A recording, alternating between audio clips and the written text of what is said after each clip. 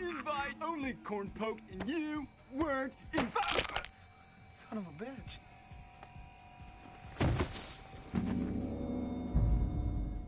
Welcome back to 31 Mad Days of Terror. As always, I'm your host, the titular Mad Silence. Finally, after being teased in Jason Goes to Hell, Freddy vs. Jason was released from a hell of its own, and it only took one whole Friday the 13th movie and 10 years. So was it worth the wait, and is it better than you remember? Put simply, not really, and no. Look, I can't rock the boat all the time, like with Peeping Tom, Dream Warriors, and The Dream Child. Sometimes, as I've proven with this and Jason Goes to Hell, the consensus just makes sense, even to me.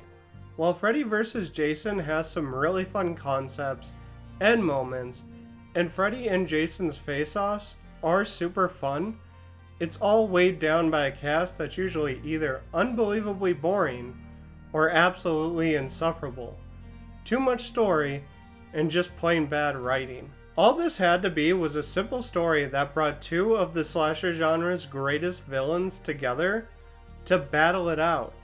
Instead, what started out as a promising, ingeniously straightforward film about Freddy bringing Jason back from hell to start murdering the children, well, teens of Springwood, turns into this overstuffed film about a conspiracy and a girl's father possibly being murdered. All of which is pretty clumsily written. Oh, and it also has CGI blood, because why not take all the fun out of gore effects? Hey, at least Optimus Primal is in it. No, not Ron Perlman, the original. Well, that's just prime! It also has a comic book sequel that added Ash Williams to the battle. Other than that, I honestly say skip this, unless you want something to get pissed drunk to with friends.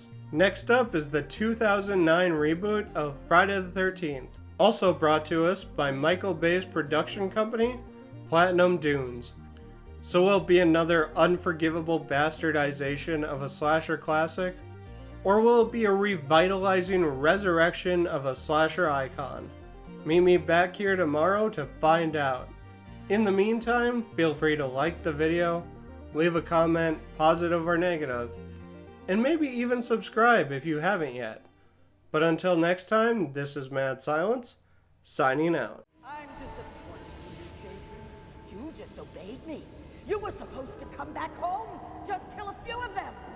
But I blame myself.